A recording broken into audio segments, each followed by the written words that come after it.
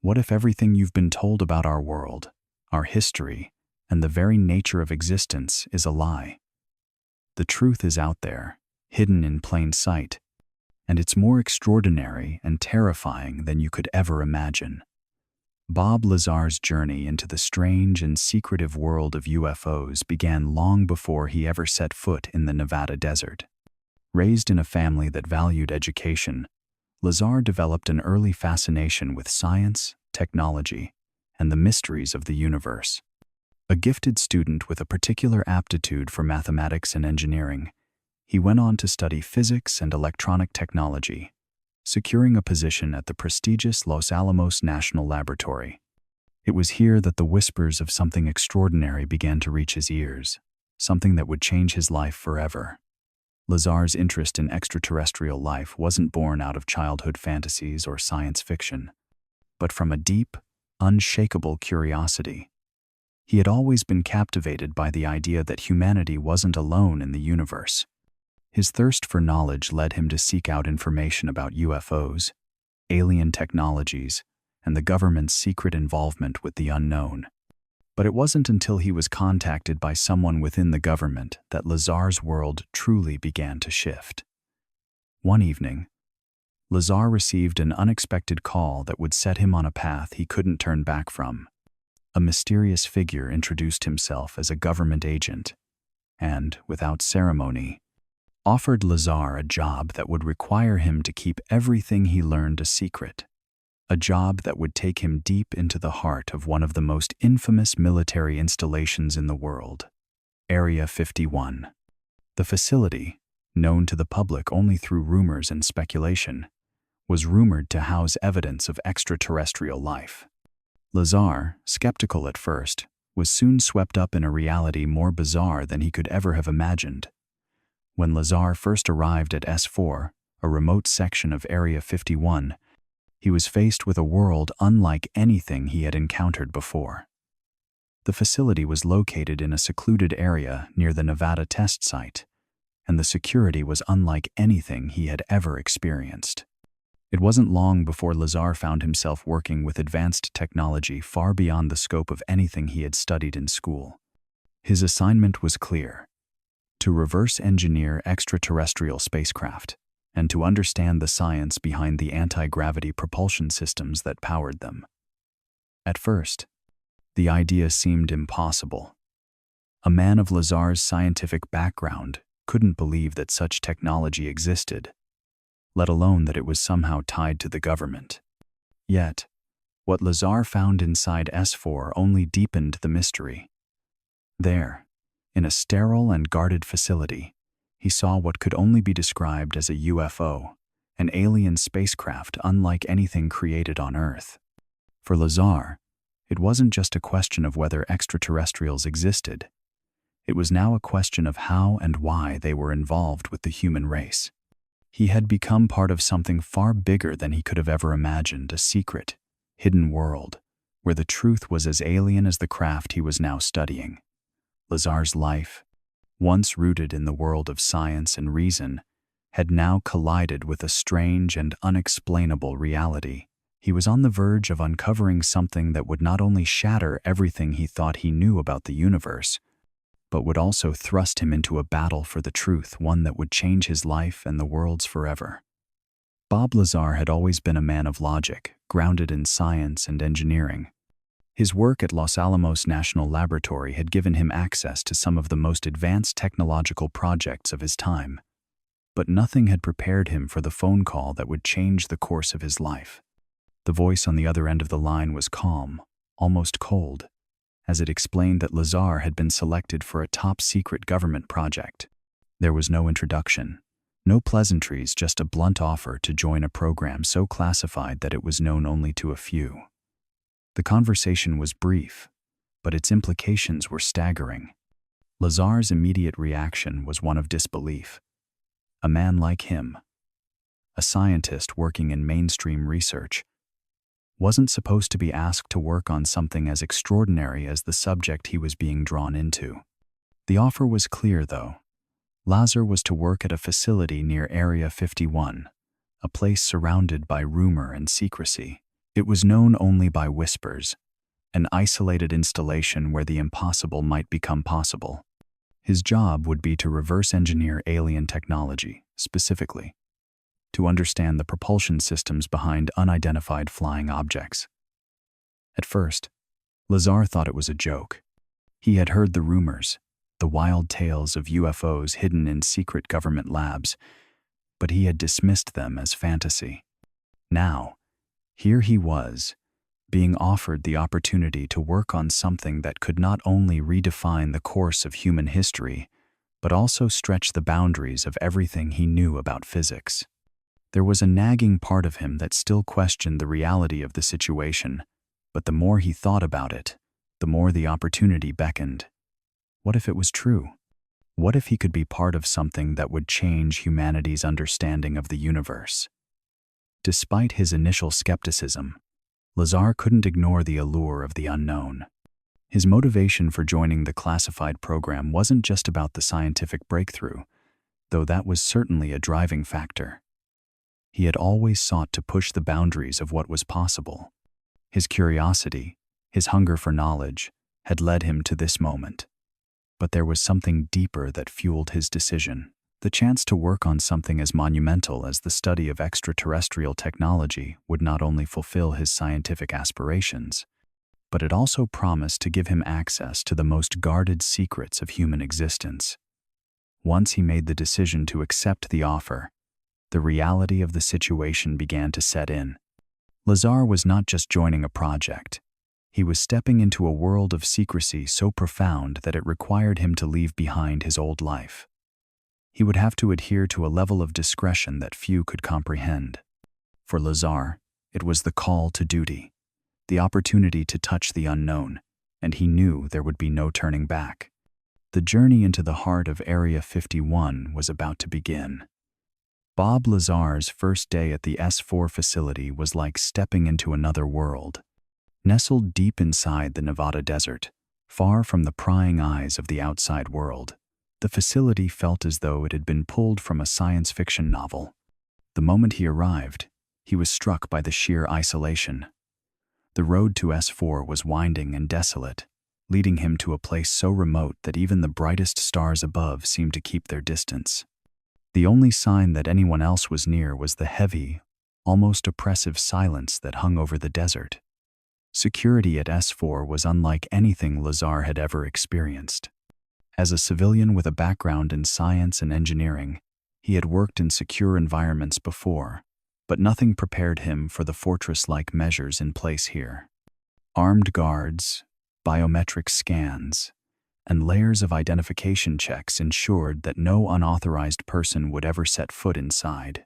There was a feeling of intense scrutiny, as if every inch of the facility was monitored, every action tracked. Lazar couldn't shake the sense that he had entered a place where the line between secrecy and paranoia blurred. After passing through several checkpoints, Lazar was escorted to one of the facility's several hidden buildings, each one designed to blend seamlessly into the desert landscape. The facility itself appeared to be underground, or at least built into the side of the rocky terrain. Inside, the lighting was stark, casting harsh shadows across the clean, sterile environment. The atmosphere was clinical, cold, and devoid of personality, like a place designed not for comfort, but for purpose. Once he was settled, Lazar's orientation began, though it was nothing like he expected. The work at S4 wasn't theoretical or abstract. It wasn't some pie-in-the-sky project about advanced propulsion. It was tangible, immediate, and mind-bending.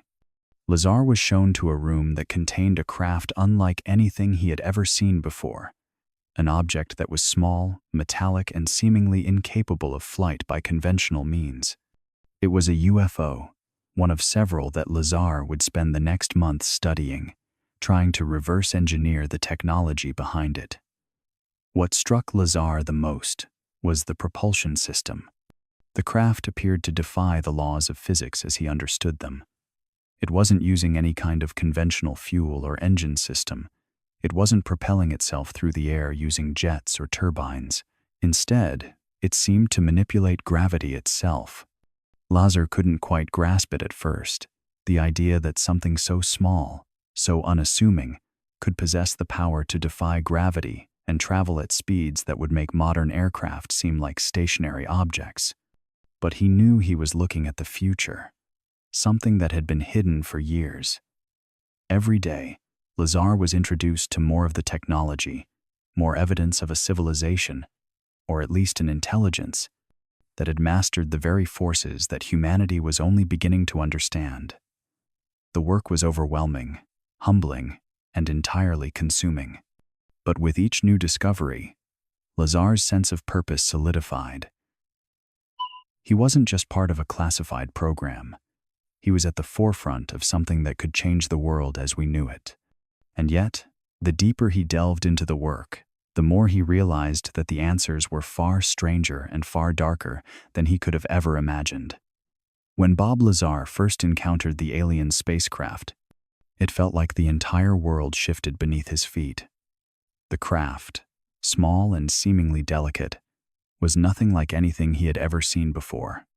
Its sleek, metallic surface reflected the harsh lights of the lab, but its design defied all logic and understanding.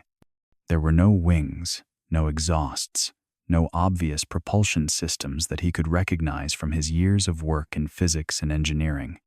Instead, it seemed to float effortlessly on the floor, as though it was weightless, completely defying the laws of gravity that he had spent his entire life studying. The craft wasn't merely an object of study, it was an enigma, one that Lazar could not fully comprehend. But it was the propulsion system that left him in awe. He had seen engines that powered some of the most advanced aircraft, but this was different. This was something beyond the reach of human capabilities. The propulsion system, he soon learned, was based on principles that didn't fit into the conventional understanding of physics. It seemed to work by manipulating gravity, creating an anti-gravity effect that allowed the craft to float and move with ease. No thrusters, no jets, no fuel systems, just a force of nature bending around the craft as if reality itself had been altered. As Lazar continued to study the system, he became increasingly fascinated by a substance that was integral to the functioning of the propulsion engines: element 115. According to the scientists at S4, this element, which had never been discovered on Earth, was the key to the craft's anti-gravity capabilities. It was an incredibly powerful substance, one that held the potential to revolutionize energy production, propulsion, and possibly even the very fabric of space-time itself. Lazar was told that element 115 was stable within the craft, enabling the anti-gravity effect. Yet, when he tried to replicate the element in his own experiments, it disintegrated almost instantly. On Earth, element 115 didn't have the same properties. It was unstable, evaporating as quickly as it was created. The realization struck him like a thunderbolt. This was technology that had come from a civilization far beyond Earth's scientific understanding. The technology was so advanced, it felt like a gift from the future or from another world. It wasn't just the propulsion system or the anti-gravity engines that baffled him, but the entire philosophy behind it all. The sheer scale of what he was witnessing left him speechless. This wasn't just a breakthrough. It was something so far beyond the boundaries of human imagination that it seemed almost impossible to believe. Yet, here he was, standing in front of a craft that used a technology so alien, so mind-bending, that it seemed impossible for any human mind to have conceived it. And yet, there it was, staring him in the face, a testament to an intelligence that had mastered the universe's deepest secrets. Lazar couldn't help but feel both overwhelmed and humbled. He had always believed in the power of science to unlock the mysteries of the universe. But this, it was beyond everything he had ever known. It was a glimpse into a future, or a past, that humanity had yet to touch. The alien technology was real, and it was far beyond Earth's capabilities. And Lazar, whether he wanted to or not, was now a part of it. As Bob Lazar delved deeper into his work at S4, the purpose of the alien spacecraft became startlingly clear. The ships weren't just marvels of advanced engineering. They were designed for a mission of unparalleled significance. The propulsion systems, powered by element 115, weren't simply the key to gravity manipulation. They were the foundation of something much bigger. The ships were capable of traveling vast distances across space at unimaginable speeds, bending the very fabric of space-time itself. They could move instantaneously, traversing enormous expanses in a fraction of a second. The technology was more than just a method of propulsion, it was a doorway to the cosmos, a bridge between worlds that defied the limits of conventional space travel. For Lazar, the realization began to settle in slowly, like a weight on his chest. The implications of what he was seeing went far beyond any understanding he had ever imagined. The ships weren't just technological feats, they were the means for something more. These crafts, powered by element 115, had the ability to shift humanity's place in the universe entirely. The potential for exploration, for discovery, for knowledge beyond Earth's atmosphere was now within reach. The technology could open the doors to the stars, unlocking secrets that would otherwise remain out of reach for centuries, if not longer. Yet, Lazar's growing awareness of the ship's significance came with a sense of dread. The military, he soon discovered, had plans that stretched far beyond scientific exploration. They didn't just want to understand the technology, they wanted to control it. These ships, and the knowledge of extraterrestrial life, were being kept under tight military oversight.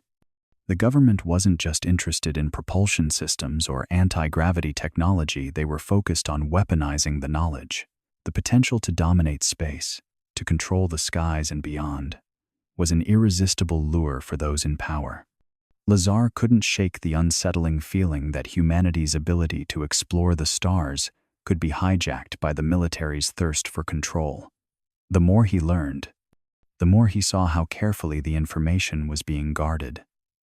The military's interest in the alien ships wasn't just about technological superiority.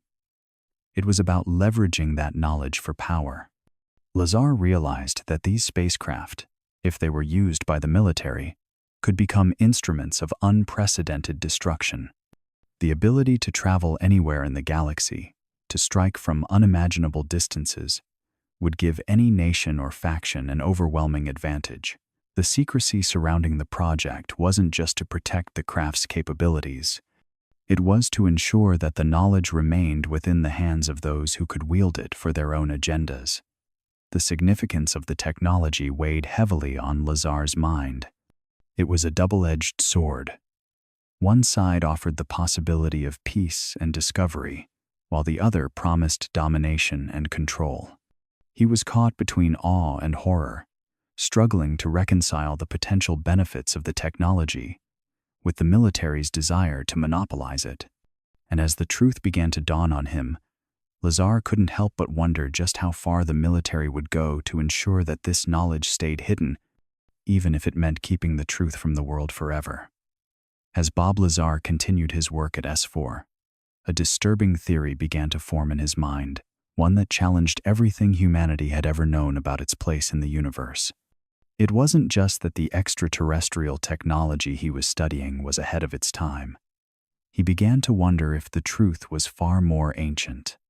The idea that aliens had visited Earth long before the advent of modern science seemed more and more plausible. What if humanity wasn't the first to explore the stars, or even the first to establish complex civilizations? What if the answers had been hidden in plain sight, buried beneath the layers of history and myth? Lazar's mind raced as he considered the evidence in front of him. The alien artifacts scattered throughout Area 51 were not just pieces of a foreign technology, they were remnants of a much older interaction. Ancient civilizations had documented strange events in their lore events that, with hindsight, could now be interpreted as encounters with extraterrestrial visitors. The Egyptians, with their advanced understanding of mathematics and astronomy, the Sumerians, with their stories of the Anunnaki and the Mayans. With their precise calendar systems, these were just a few examples of cultures whose achievements seemed too advanced for their time. Could they have had help from beings not of this earth? Lazar started to piece together the fragments of information. There were references to flying chariots, gods descending from the heavens, and advanced technology that defied the knowledge of their time. The similarities across these civilizations were striking. Ancient records spoke of gods who had come from the sky, bringing with them wisdom, tools, and a deep understanding of the stars. Were these gods extraterrestrial beings who had once visited Earth, leaving behind their technology, their knowledge, and perhaps their influence? The artifacts Lazar saw at Area 51 seemed to confirm these suspicions. Among the wreckage of the extraterrestrial craft, there were symbols and materials that didn't belong to any known civilization on Earth. Their designs were not the work of human hands. They bore the unmistakable mark of something far older, far more sophisticated. Lazar couldn't help but wonder. Had ancient civilizations encountered these beings? Were they the ones who had shared their wisdom with early humans, laying the groundwork for advancements that would seem impossible without outside influence? The implications were staggering. If extraterrestrial life had been interacting with humanity for centuries, it could rewrite everything we thought we knew about our history. It could explain the leaps in technology, the sudden bursts of knowledge in certain periods, and the unexplained achievements that no human civilization seemed capable of on its own. What Lazar was beginning to realize was that the history of human civilization, far from being solely a story of human ingenuity, might be deeply intertwined with the unknown, possibly shaped by beings from the stars. As he continued his work, Lazar found himself haunted by the idea that what he was discovering wasn't just about advanced technology.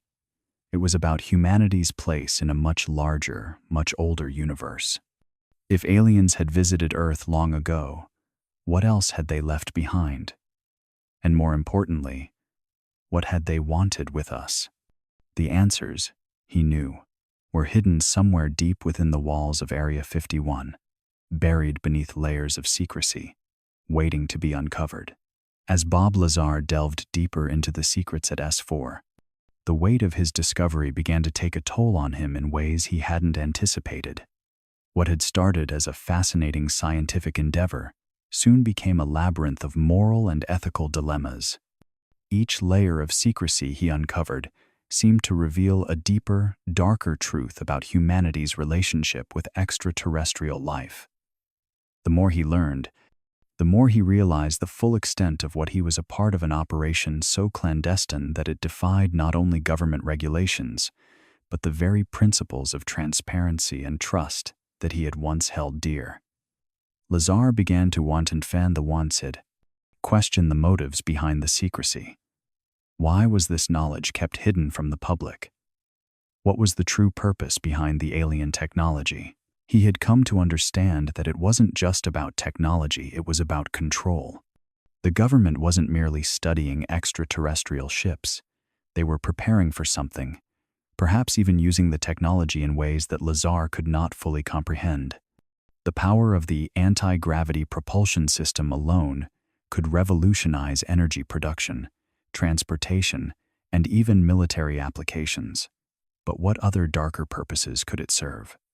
Was this knowledge being hoarded for humanity's benefit, or was it being guarded for reasons far less noble? His unease grew with each passing day as he realized that the work he was doing had the potential to change the course of history, but at what cost?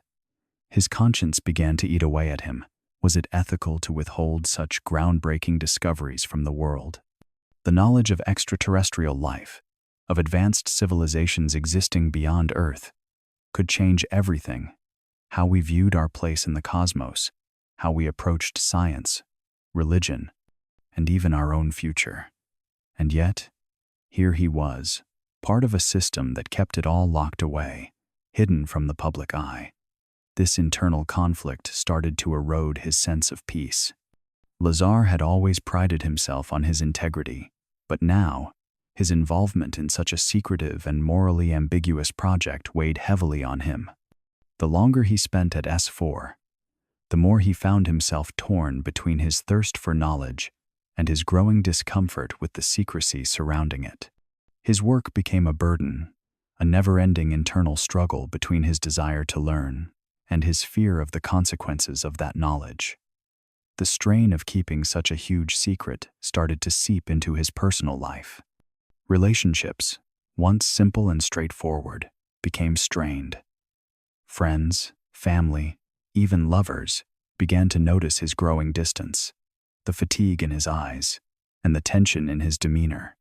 Lazar's world, once filled with excitement and curiosity, had become a lonely, isolated place.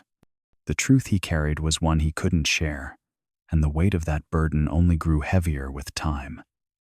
It wasn't just the secrecy that wore him down, it was the moral price he had paid to be a part of it.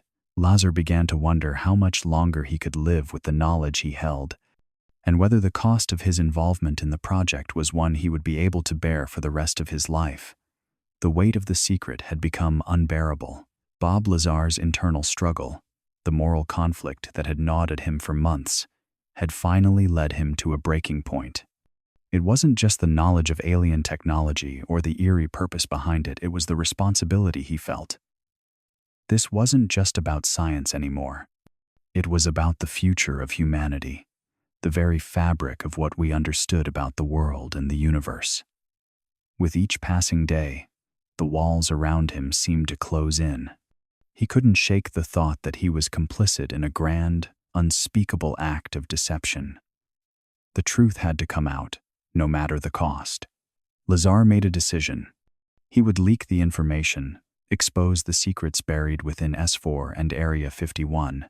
He couldn't live with the knowledge any longer, knowing that the government was playing a dangerous game with humanity's future while keeping the truth locked away. His mind was made up, but the path to exposing the truth wasn't simple or easy. The risks were immense. Lazar knew that speaking out could cost him everything: his career, his freedom, and perhaps even his life. The government wasn't known for being merciful to those who stepped out of line. He started by quietly gathering evidence. He'd always been meticulous in his work, a trait that now served him well as he began to compile proof of the extraterrestrial technology he had witnessed. He gathered photos, sketches, even the occasional piece of documentation that slipped through the cracks. He knew that without hard evidence, his words would be nothing but the ramblings of a disgruntled employee. But even with the evidence, he had to find a way to get it to the public without getting caught. The more he considered the consequences, the more paranoid he became. Every time a car drove by his house, every knock on his door, his heart would race. Were they watching him? Were the government's eyes already on him, waiting for him to slip up? Lazar didn't trust anyone he couldn't. Every conversation, every interaction could be monitored. His paranoia grew, and he started to feel like a man on the edge, constantly looking over his shoulder, fearful that the moment he took action would be the moment they'd come for him. Lazar's fear was justified. He knew what could happen if they discovered his plans. Whistleblowers didn't have a good track record, especially when it came to matters as sensitive as UFOs and extraterrestrial life. There were rumors of people disappearing, of strange accidents that had befallen those who'd tried to leak similar information in the past. But despite the fear, Lazar pressed on. The world needed to know. If he didn't speak out, he would have to live with the knowledge that he had been part of a system that kept the truth from those who deserved it. As he prepared to make his move, the weight of what he was about to do became even clearer. This wasn't just about his life anymore. It was about something much bigger: the future of humanity itself. He could only hope that the world was ready to hear the truth, no matter how dangerous it might be. It was late, well past midnight, when Lazar's shift at S4 took an unexpected turn.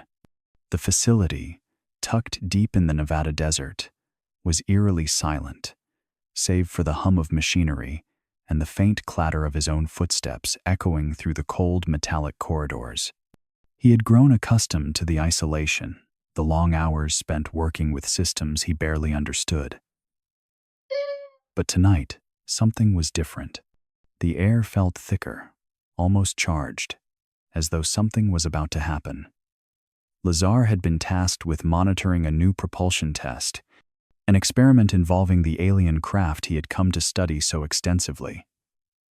As he sat at his workstation, his eyes darted nervously between the screens, tracking the energy readings. It was then that he noticed the anomaly, an unusual fluctuation, a sudden spike in the energy readings that he couldn't explain.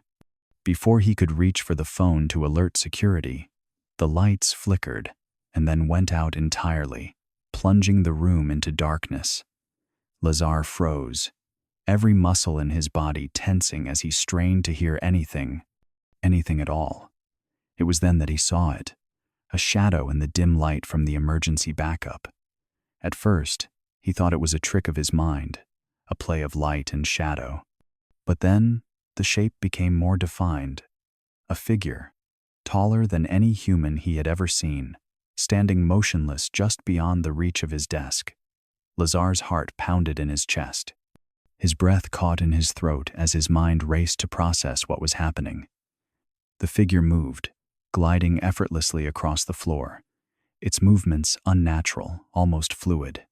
As it drew closer, Lazar could make out its features, a face smooth and featureless, save for the glowing, large eyes that seemed to shimmer with an intelligence that was both alien and unsettling. His mind reeled, but somehow, he didn't feel afraid. Instead, he felt an overwhelming sense of curiosity, mixed with something deeper, more primal.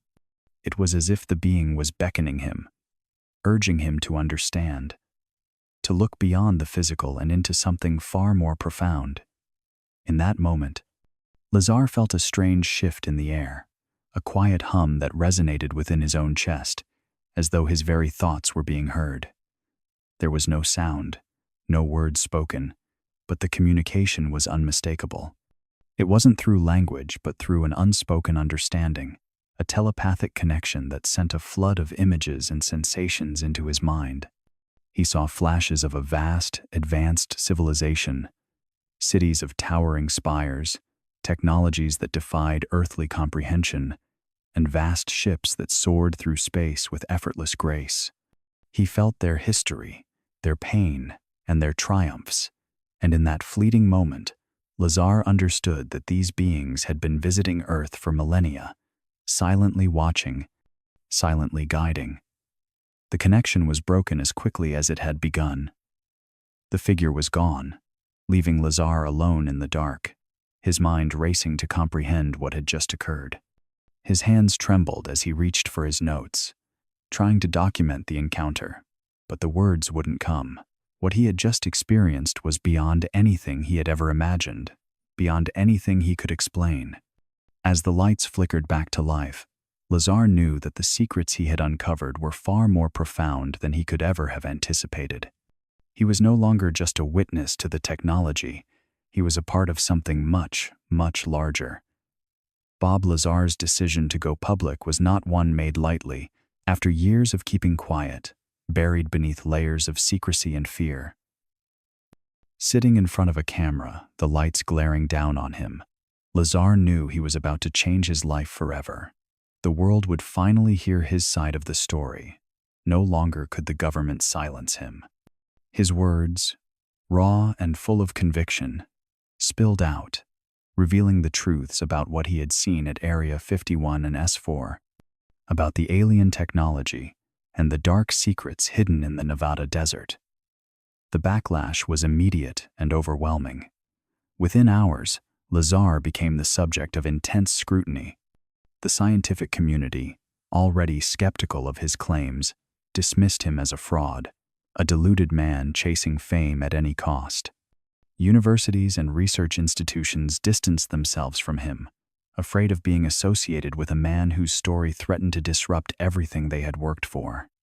Experts in physics and aerospace technology publicly tore apart Lazar's credibility, calling his descriptions of propulsion systems and element 115 ridiculous. To them, his story was pure science fiction, unsupported by any legitimate evidence. But it wasn't just the scientific community that turned on Lazar. The government's reaction was swift and heavy-handed. The very secrecy Lazar had once been a part of was now being used against him. His background was scrutinized. His past dug through like an old case file. Documents were erased, records manipulated, and anyone who had worked with Lazar was warned to stay silent. Lazar's career was effectively over. His life, once grounded in the work of a scientist, had now been overshadowed by the public's growing obsession with his claims. Yet, despite the government's efforts to discredit him, Lazar's interview had struck a nerve. It sparked something within the public that couldn't be easily erased: curiosity. The story of Area 51, the hidden government base, became a topic of national conversation, debated in bars, at dinner tables, and across radio airwaves. UFOs, once relegated to fringe groups and whispered rumors, entered the mainstream. People began to question what they had always been told about extraterrestrial life, the moon, and government cover-ups. What was really happening behind the locked doors of places like S4? Had humanity been lied to for decades? The public's thirst for knowledge grew. The interview quickly became a viral sensation, spreading across newspapers, television, and the emerging internet. A new wave of UFO interest took hold, fueled by Lazar's claims. People wanted answers, and Lazar's leak had given them something to grasp onto, a piece of the puzzle, however blurry it might be. The conspiracy theories began to take shape, intertwining with the growing fascination with the unknown, with the possibility that we were not alone in the universe. And through it all, Lazar remained steadfast. Though his life had been irrevocably changed, he knew that the story he had told was only the beginning. The world was finally paying attention, and now, the questions would continue. The truth, however hidden, was out there, and Lazar had opened the door. After the frenzy of his public interview, Bob Lazar seemed to vanish almost overnight. The media, which had once clamored for his every word, soon lost interest. Lazar didn't return calls or offer any further statements. His once bustling life became a shadow, his presence almost erased from the public sphere. But it wasn't just the media's disinterest that pushed him into hiding. It was the silent, looming threat that had taken hold of his existence. The threats began subtly, almost imperceptible at first. Strange cars parked outside his home, figures in dark suits who seemed to follow him wherever he went. Phone calls that went unanswered, or when answered, the silence on the other end was deafening. At first, Lazar assumed they were part of the fallout from his revelations. But soon, the feeling of being watched became too overwhelming to ignore. Then came the warning letters, cryptic messages that conveyed only one thing: stop talking or face the consequences. Lazar, once confident in his quest for truth, now found himself gripped by fear. He understood the stakes more than ever. The government had never been kind to those who threatened to expose its darkest secrets, and Lazar knew all too well that his life would be of no importance if it meant keeping their control intact. The silent threat lingered, growing stronger with each passing day. Friends and colleagues warned him to lay low, to stop discussing anything related to his work. But the pressure, both external and internal, was too much. Soon, Lazar's life became one of constant movement, always a step ahead of those who sought to silence him. He relocated frequently, changing residences so often that even his closest allies weren't sure where he'd be the next day. His existence was now reduced to a series of temporary homes, never settling, always wary of the shadowed figures that seemed to follow him. He learned to look over his shoulder constantly, to trust no one completely, and to live with a weight of anxiety that gnawed at him every moment. At one point, Lazar barely recognized the man he had become.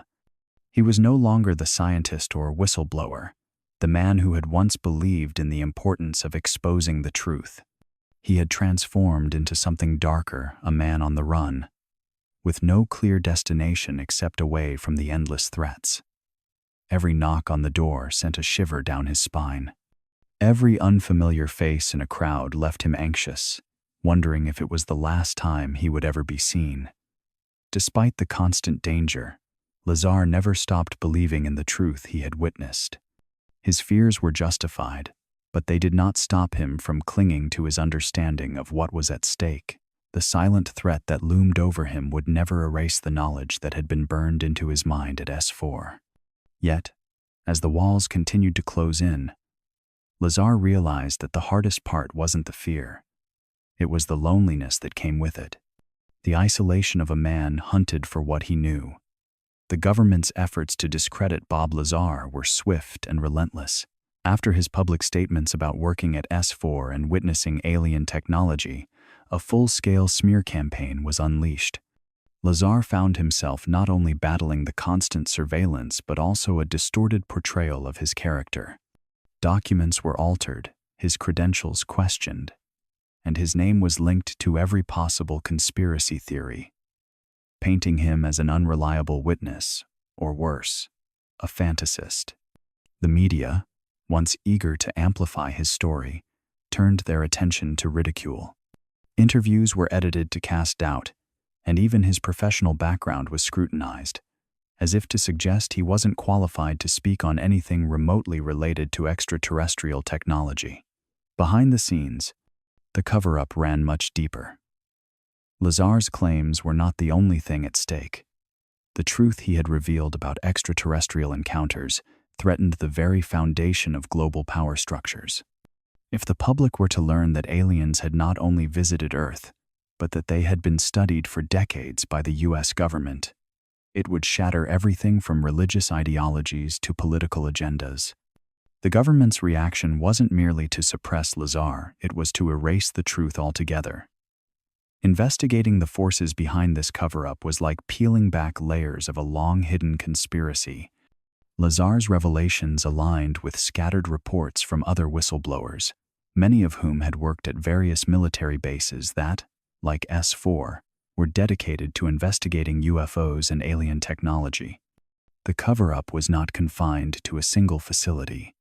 It was an overarching operation, reaching across multiple agencies, military departments, and secretive research programs.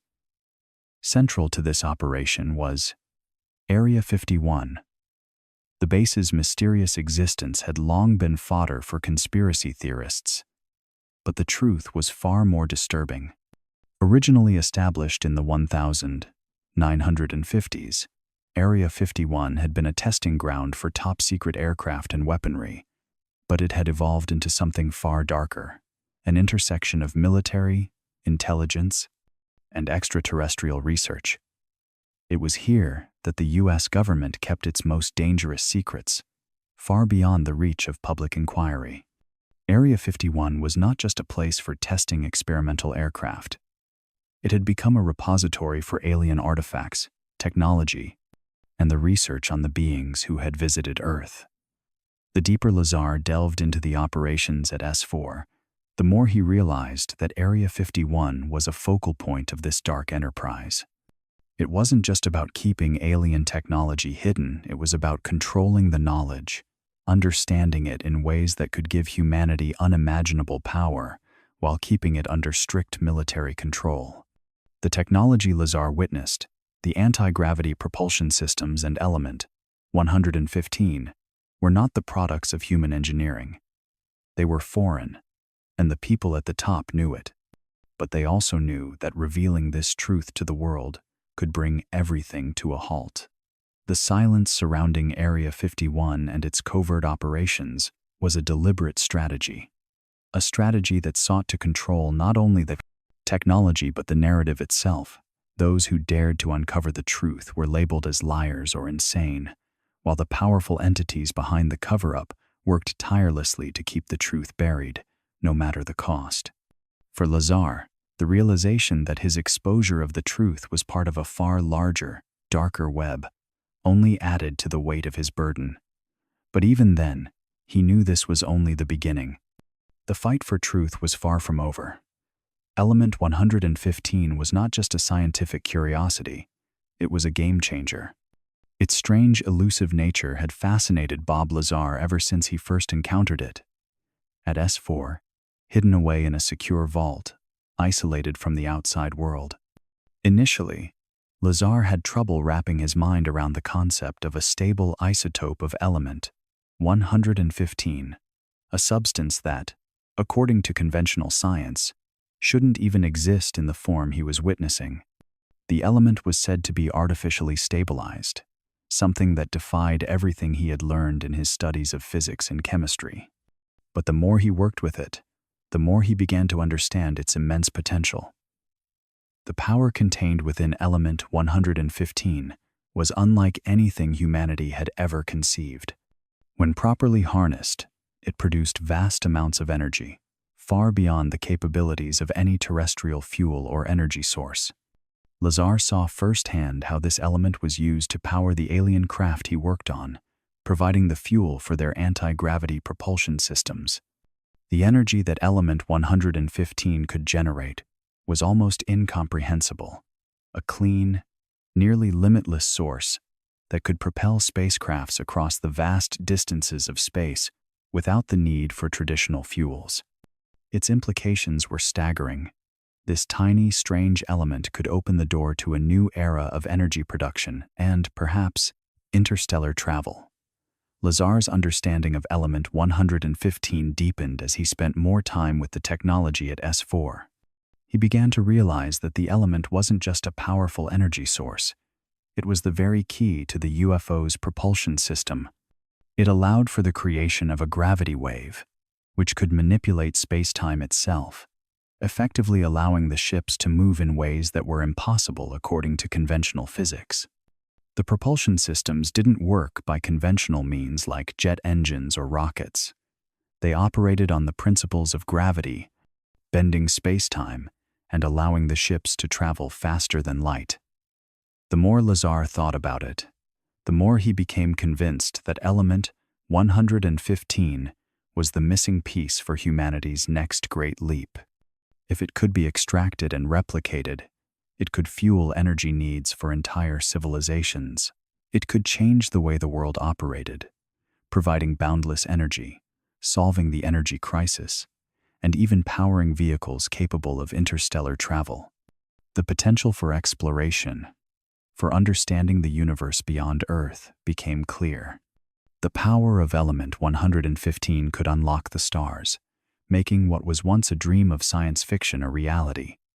But there was a darker side to Lazar's growing understanding.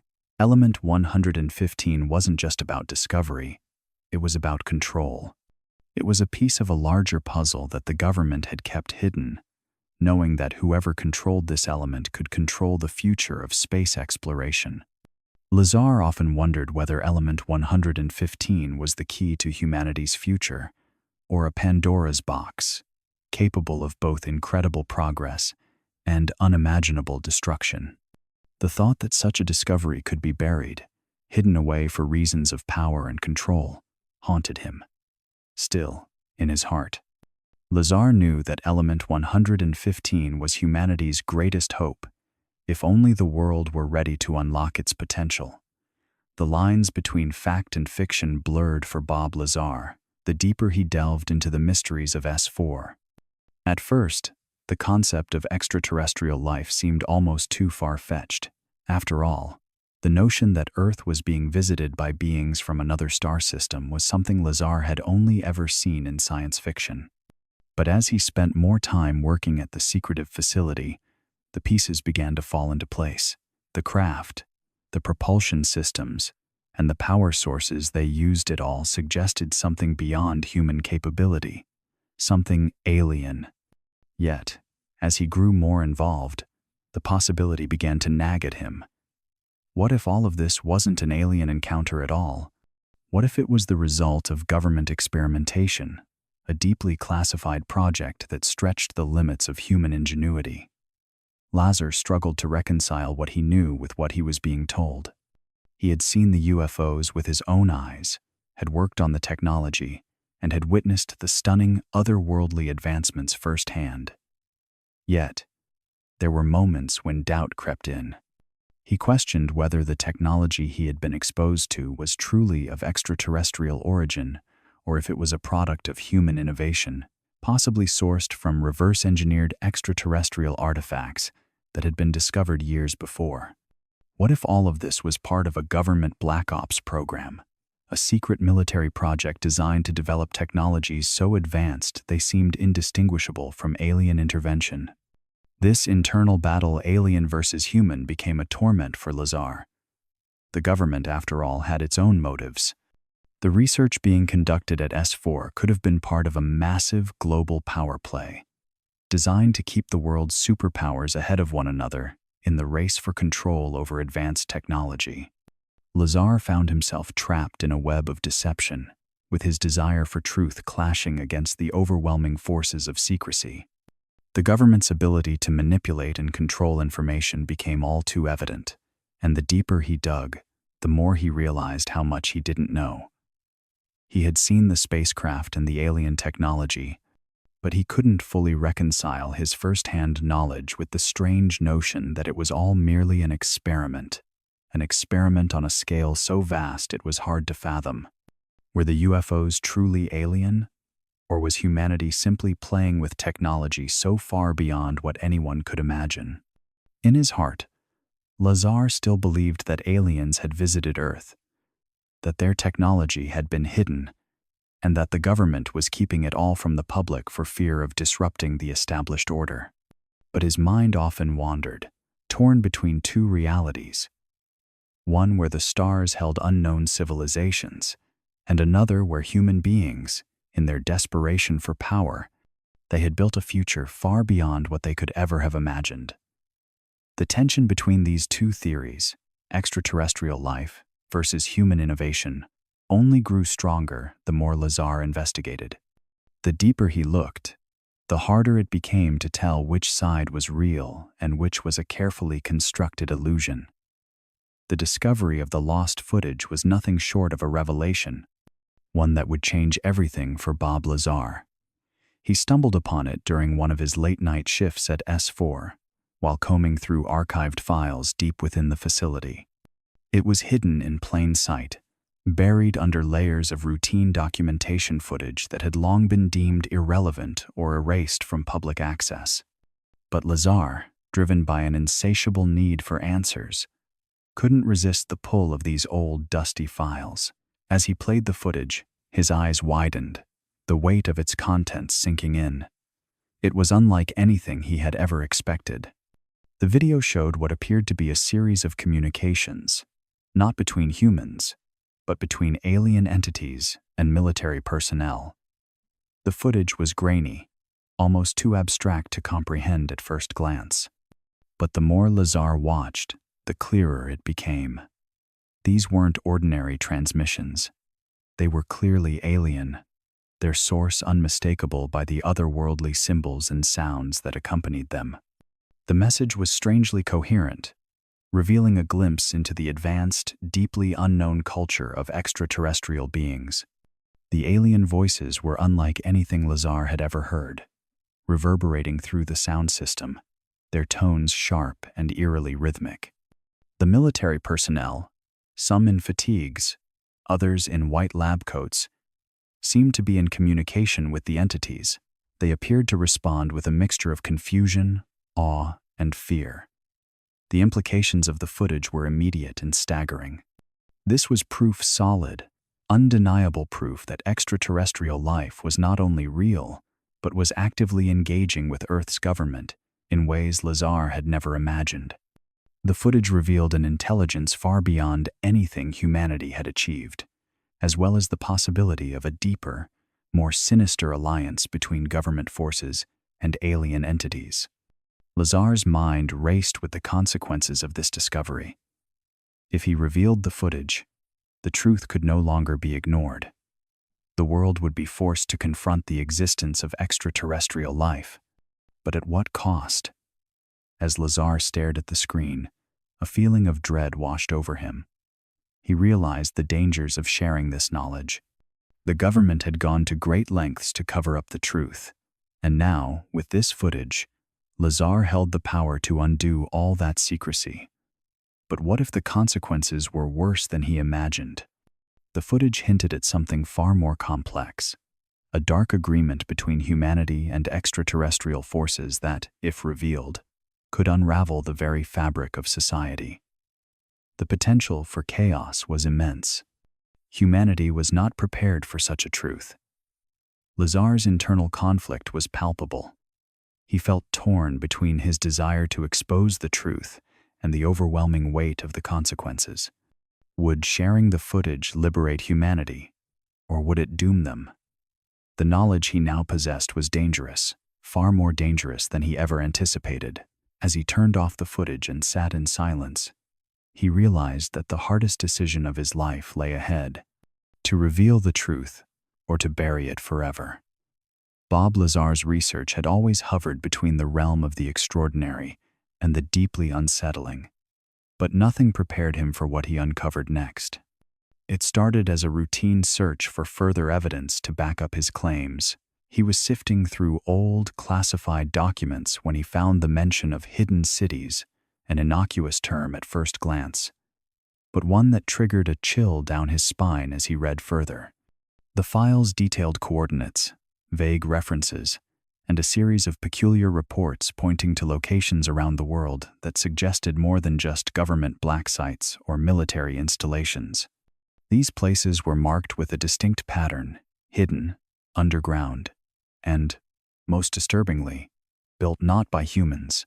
As Lazar pieced together the information, he realized the cities referenced were far older than any modern infrastructure. They were described as structures of alien origin, crafted with materials and designs that didn't exist in any human-made architecture.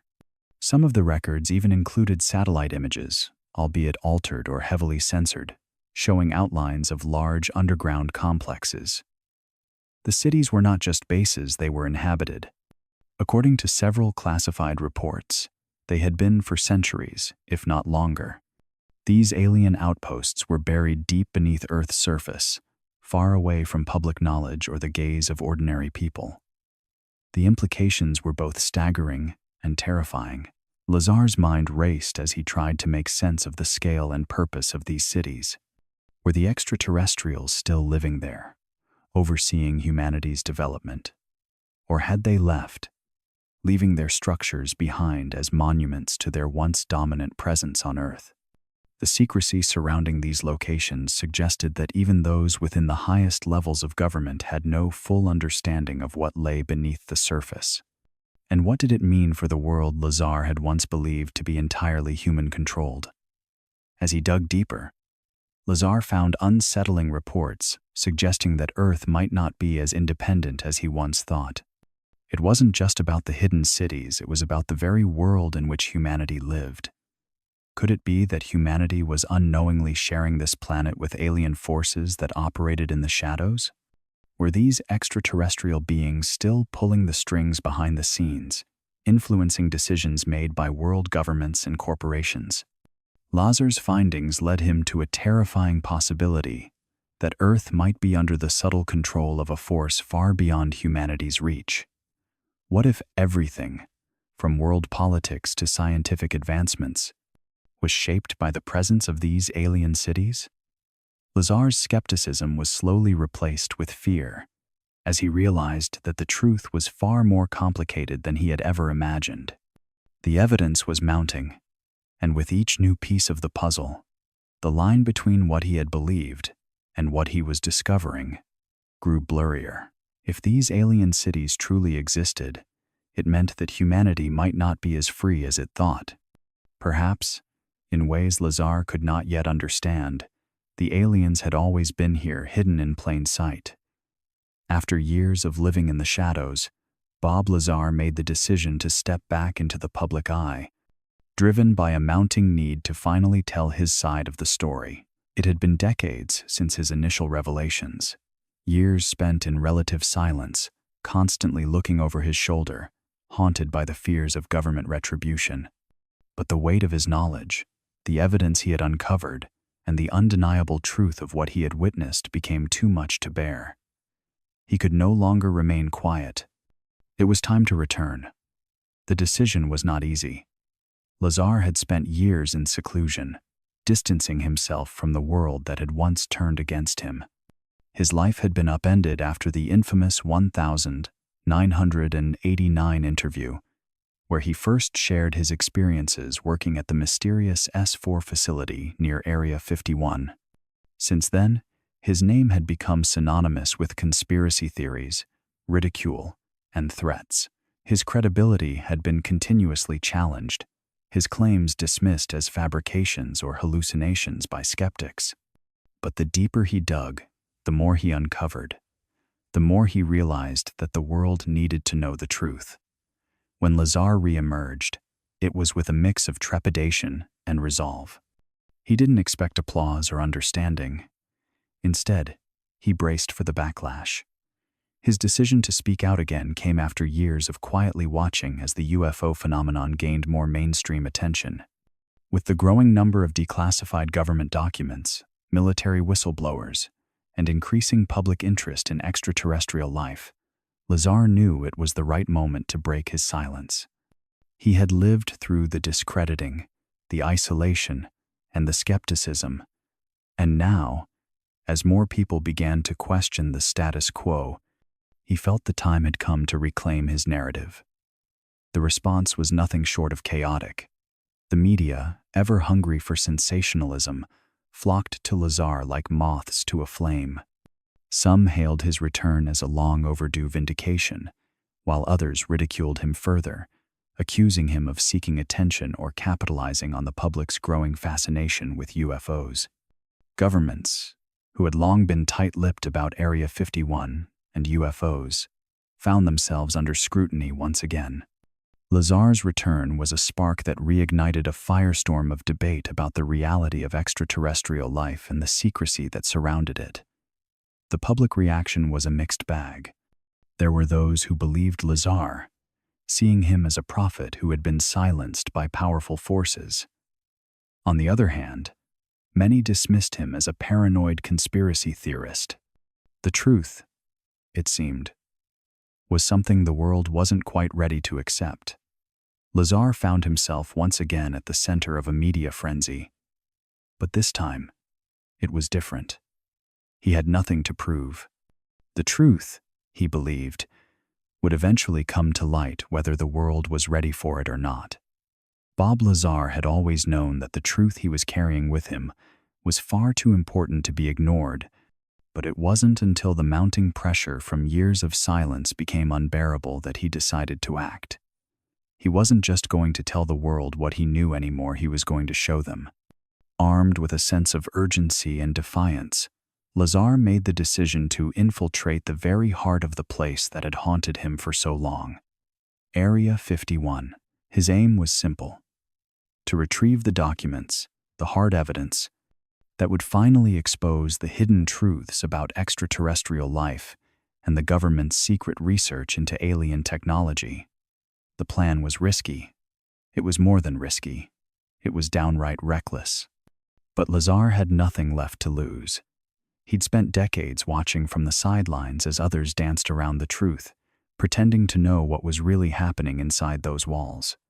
If the government had hidden these secrets for so long, it was time for them to be exposed, regardless of the consequences. Late one night, under the cover of darkness, Lazar crossed the perimeter of the base. He was well aware of the dangers: the armed guards, the high-tech surveillance systems, and the deep isolation of the Nevada desert made Area 51 one of the most secure places on Earth. But Lazar wasn't a man to back down from a challenge, and he had planned his route with meticulous care. With his heart pounding in his chest, he crept through the shadows, knowing that each step could be his last. It wasn't long before he reached the entrance to S4, the underground facility where the government had been conducting its most secretive work.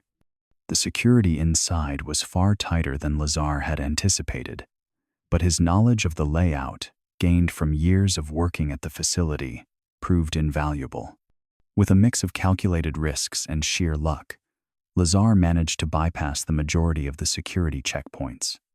It was there, deep in the heart of S4, that he uncovered what could only be described as a treasure trove of forbidden knowledge. Inside, he found rows upon rows of sealed files, classified documents, and photographs.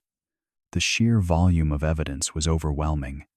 Lazar sifted through the files, his hands trembling with the weight of his discovery. What he found wasn't just confirmation of alien spacecraft. It was proof of a vast, interconnected system that spanned far beyond the boundaries of Area 51. There were references to experiments involving Element 115, documents detailing alien contact, and photos that showed ships, not of this Earth, sitting in hangars, hidden from the world. The implications were staggering.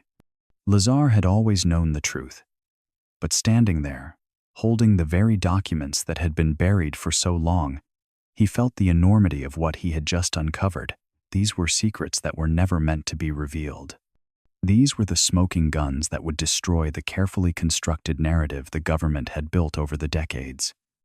As he carefully placed the documents into his bag, Lazar knew that his life was never going to be the same again. The truth had been unearthed, and there was no going back. The release of Bob Lazar's findings sent shockwaves through the world. For decades, UFOs had been the stuff of fringe theories and late-night conspiracies, laughed off by skeptics and dismissed by official sources. But Lazar's documents, the evidence he'd uncovered from deep within the heart of Area 51, changed everything. As the information began to circulate, the tone of global conversation shifted dramatically. What had once been brushed aside as fantasy now had a firm, undeniable foundation. Lazar had not only pointed to the truth, he had brought it into the light for all to see. Within days, the world's media was flooded with stories of UFOs, secret government projects, and extraterrestrial life. News outlets scrambled to verify Lazar's claims, while experts in fields ranging from physics to history began re-examining everything they thought they knew about Earth's place in the universe. The public, once largely uninterested or doubtful, suddenly found themselves questioning everything.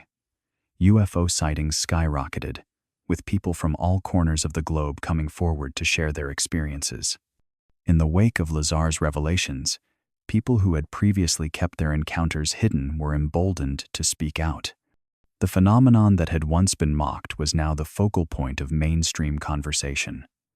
Governments, who had kept quiet for so long, found themselves on the defensive. World leaders were suddenly forced to address the issue they'd long avoided. The United States, particularly, struggled to maintain its stance. For years, officials had denied the existence of Area 51, and the very idea of extraterrestrial life had been systematically shut down. Now, with Lazar's evidence compelling many to rethink the narrative, the pressure mounted. The public demanded answers, and the media relentlessly pursued them. It was no longer just Lazar's word against the governments. It was a global awakening. In the face of growing public outcry, governments began to acknowledge what they had once denied. The Pentagon, under immense scrutiny, released declassified documents and footage showing unexplained aerial phenomena. These were not the concrete admissions of extraterrestrial existence that Lazar had hoped for, but they were a significant shift in policy. For the first time, the U.S. government publicly acknowledged the reality of UFOs, though they stopped short of confirming their origins. However, the damage had been done. The walls of secrecy surrounding extraterrestrial life had started to crumble, and the world was no longer content with half-truths and denials. Lazar's revelations pushed the issue of UFOs from the margins of society to the center of global discourse. The world was left with one undeniable truth: extraterrestrial life was real. Now, the question was no longer whether aliens existed, but what the world's governments were hiding and when they would finally come clean. Bob Lazar's account of his encounters with extraterrestrial beings remains one of the most compelling and mysterious aspects of his story. While his work with alien technology at S4 was groundbreaking, it was his direct interactions with the beings themselves that would leave an indelible mark on his understanding of the universe. Lazar often spoke of beings unlike anything humanity had ever imagined, creatures that were neither monstrous nor grotesque, but strangely familiar and profoundly alien at the same time. The extraterrestrials Lazar encountered were, according to him, of a small stature, with features that were distinctly non-human. Their faces were smooth, almost featureless, save for large, dark eyes that exuded a calm, calculating intelligence. Lazar described their skin as a pale, grayish tone, almost translucent with a subtle, organic sheen. Their bodies were slim and fragile-looking, seemingly built for efficiency rather than strength. Despite their delicate appearance, their presence radiated an undeniable authority, a sense of purpose that was unsettling in its clarity. They communicated not through speech, but through telepathic means, an ability that allowed them to convey complex thoughts and emotions instantly, bypassing the need for language entirely. Lazar recalled the sheer intensity of these telepathic communications, the flood of images and concepts that seemed to appear directly in his mind. The experience was overwhelming, yet oddly tranquil, as if they were not merely communicating with him but sharing something much deeper, an unspoken understanding of their purpose. The technology they possessed was far beyond anything Lazar had ever seen, surpassing even the advanced propulsion systems he had studied at S4. Their ships, powered by element 115, defied the very laws of physics as understood by humanity. The ability to manipulate gravity with such ease, to warp space and time with the flick of a switch, seemed as natural to them as walking. Lazar's interactions with them revealed not only their technological prowess, but also their deep understanding of the universe and its intricate workings. He spoke of their craft as though they were extensions of their own minds, perfectly attuned to the being's thoughts and intentions. It was a harmony of technology and consciousness that humanity could scarcely comprehend. As for their intentions, Lazar was never given a clear answer, but the implications of their presence were impossible to ignore. They were not conquerors or invaders, at least not in the traditional sense. Instead, their actions seemed more like a form of observation, a quiet study of humanity's development and potential. Lazar theorized that they were not just visiting Earth, but had been monitoring it for millennia, watching as humanity slowly evolved. He speculated that their interest in Earth was tied to the planet's unique position in the cosmos, a place rich with potential but also fraught with the dangers of unchecked growth and technological advancement.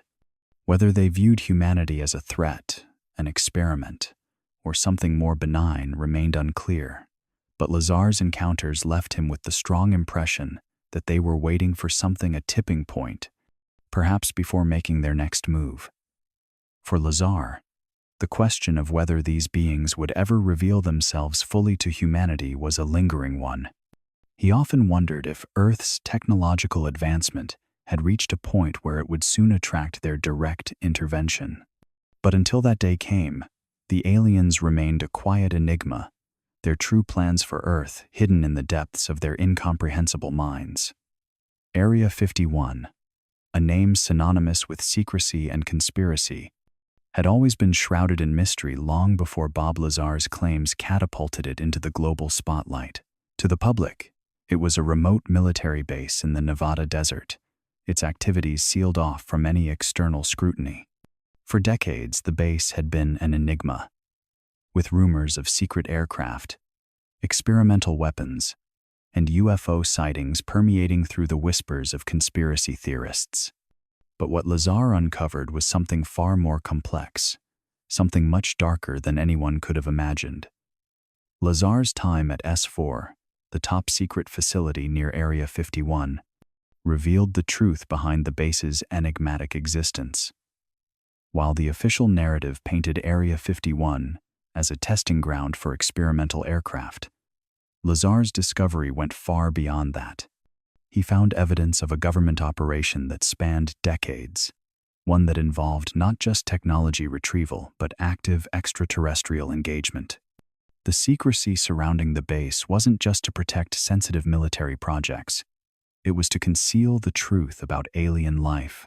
The government's true agenda, Lazar learned, was to study and reverse engineer alien technology, specifically that of the spacecraft and propulsion systems they had obtained from extraterrestrial encounters. What was most startling to Lazar was the vast network of documents he stumbled upon, ones that detailed the government's plans for interacting with extraterrestrial beings. These weren't just documents about UFOs or their propulsion systems. They outlined direct communication strategies, the terms of engagement with these otherworldly visitors, and the role of humanity in this covert exchange. It was clear that the government had known about extraterrestrial life for far longer than the public had been led to believe. And not only did they know, but they had been actively engaging with alien species for decades, perhaps even centuries. As Lazar read through the documents, he began to piece together the true scope of the government's involvement in alien affairs. The secrecy surrounding the base, he realized, wasn't just about protecting national security. It was about controlling the flow of knowledge. The government feared that the public's understanding of extraterrestrial life and advanced alien technology would disrupt the balance of power, leading to chaos, panic, and an unmanageable shift in the global order. And so, the truth was hidden, tucked away in the deepest corners of Area 51, locked behind layers of security, and guarded fiercely by those in power. Lazar's discovery was a profound moment of clarity for him. He had been brought in to work on the technology, but now he understood the full extent of the operation. Area 51 was not just a military base. It was a vault for the most dangerous and potentially world-altering secrets humanity had ever known. The government's decision to hide these truths, to keep the world in the dark, was no longer a matter of national security. It was a matter of control. And as Lazar sat there, staring at the pages of these hidden documents, he realized that the true purpose of Area 51 had always been to manage humanity's place in a much larger, much more complicated universe. The more Bob Lazar uncovered about the alien technology hidden in the depths of Area 51, the more he began to connect the dots between ancient civilizations and the extraterrestrial beings he had encountered. It became clear that the history of human development wasn't just a result of our own ingenuity. Ancient structures, advanced knowledge, and the mysteries of the past pointed to something much bigger, a hidden connection to extraterrestrial life. Lazar's growing understanding of the propulsion systems and technology from the UFOs revealed one undeniable truth. The knowledge embedded in those crafts far surpassed anything humanity had ever developed. The technology wasn't something that could have been created overnight or in isolation. It was a product of a collaboration with beings from beyond Earth. And the evidence, Lazar realized, was all around him, right in the very foundations of ancient civilizations. The Egyptians, with their intricate understanding of astronomy and engineering, had long been suspected of having had help in their remarkable advancements. The construction of the pyramids, the alignment of their temples, and their knowledge of the stars all hinted at influences that couldn't be fully explained by human means. Many had attributed these advancements to the gods of their mythology, but Lazar began to see a more literal interpretation. Could these gods have been extraterrestrials? The incredible precision required to build such structures, coupled with the alignment of their positions with celestial bodies, suggested a knowledge that went far beyond the capabilities of the ancient builders. It was as if they had been guided, perhaps even by beings from the stars. The same patterns appeared in other ancient cultures. The Mayans, known for their accurate calendar and celestial knowledge, seemed to have knowledge of the cosmos that was far beyond what Earth's technology at the time could have provided. Their cities, their writing, and their religious practices all seemed intertwined with astronomical phenomena in ways that suggested an external influence. Even in ancient India, the texts of the Vedas spoke of flying machines, gods descending from the heavens in chariots, and battles fought in the sky. These descriptions of technology that mirrored modern-day concepts of spaceships and advanced weaponry only strengthened Lazar's conviction that extraterrestrial contact was not a recent phenomenon. It had been happening for millennia. As Lazar pieced together these ancient connections, it became clear that modern-day UFO sightings were not isolated incidents. They were part of a long-standing interaction between humans and extraterrestrial beings. Ancient civilizations had been in contact with beings from the stars, and that relationship had continued into the present day. The evidence of this connection was buried deep within the knowledge passed down through the ages, encoded in stone, etched into the myths, and written in the stars. The strange sightings and mysterious encounters that were now reported across the globe were not new. They were part of a legacy that stretched back to the dawn of human civilization, a legacy that the government had tried to bury, but one that Bob Lazar was determined to bring to light. The more Bob Lazar uncovered about the alien technology hidden at Area 51, the more he realized that the true battle wasn't just about understanding it, it was about control. Governments across the world had long suspected that extraterrestrial technology had the power to shift the balance of power on Earth, and now they were willing to do anything to seize it. Lazar had unwittingly become part of this high-stakes struggle, caught between the world's most powerful governments, all desperate to unlock the secrets of UFOs. For years, the United States had maintained an iron grip on the alien technology it had found, hidden deep within the Nevada desert. But Lazar's leaks and the growing awareness among other governments ignited a new kind of arms race, one that wasn't fueled by missiles or nuclear warheads, but by the pursuit of the unimaginable power embedded in extraterrestrial technology. Governments, intelligence agencies, and private organizations all started to invest heavily in efforts to acquire, reverse engineer, and weaponize the technology Lazar had uncovered. The implications were staggering. Whoever controlled the technology controlled not just military supremacy, but the future of humanity itself. Lazar had once believed that his work at S4, observing the UFOs and studying their propulsion systems, he was purely scientific, a pursuit of knowledge with the potential to revolutionize energy and space travel. But as the world's interest grew, he became painfully aware that it was no longer just a matter of discovery. It was about power. World governments saw the potential to use the technology not for peaceful exploration, but for dominance. The anti-gravity propulsion system could enable not only interstellar travel, but the ability to create weapons of mass destruction that could reach any corner of the globe in an instant. The race to understand and control this power became the new battleground for global politics. Lazar's discovery, Element 115, became the key to this race. It was more than just a source of infinite energy. It was the foundation for the weapons that would change the very nature of warfare. Nations like Russia, China, and even smaller, powerful groups began to vie for access to the alien technology, each with their own agendas.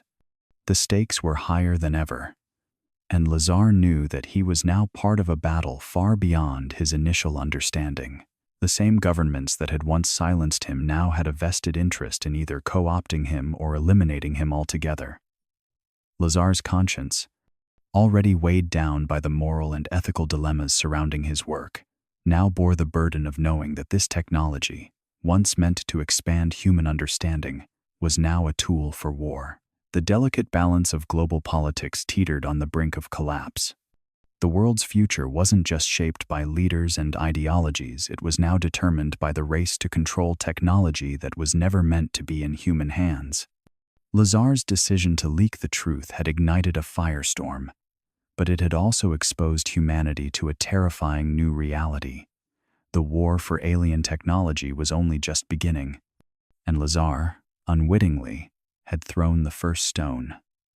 As Bob Lazar's story spread, it became clear that the world was now divided.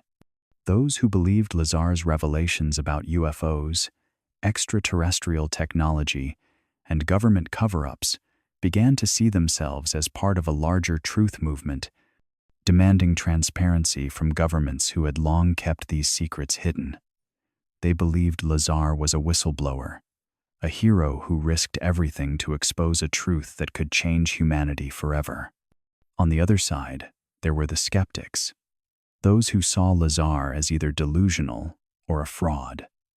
They dismissed his story as fantasy, a concoction of half-truths and exaggerated claims. They pointed to his lack of verifiable evidence and the inconsistencies in his narrative, claiming that his story had been fabricated for fame, profit, or some deeper, undisclosed reason. As the debate raged on, the world began to fracture into factions.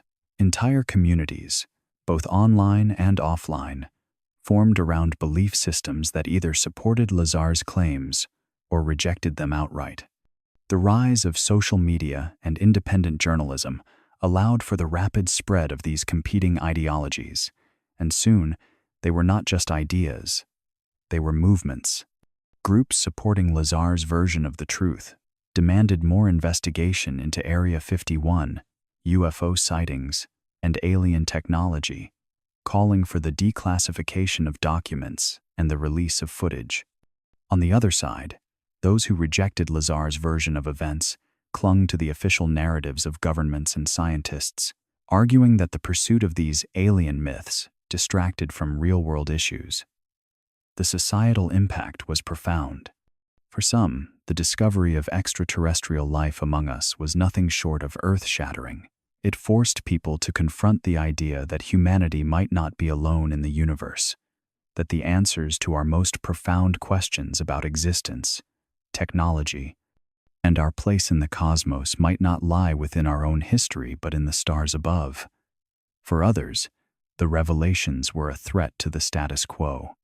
They feared that acknowledging Lazar's claims would destabilize societies, undermine religious beliefs, and upend everything we thought we knew about science, history, and reality itself.